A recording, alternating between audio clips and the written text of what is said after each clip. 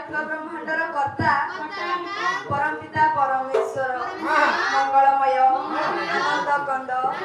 सच्चिदानंद चिन्मय घन अशरण शरण पद्मपलासी नयन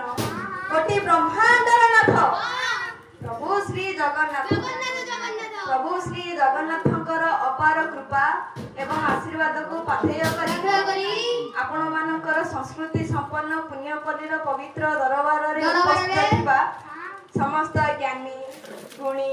विद्वान पंडित आचार्य एवं मोर सहकर्मी गोस्वामी मानकु प्रणाम करूछि। आपण माने मते आशीर्वाद देले मु किछि गाई भाव विनोदिया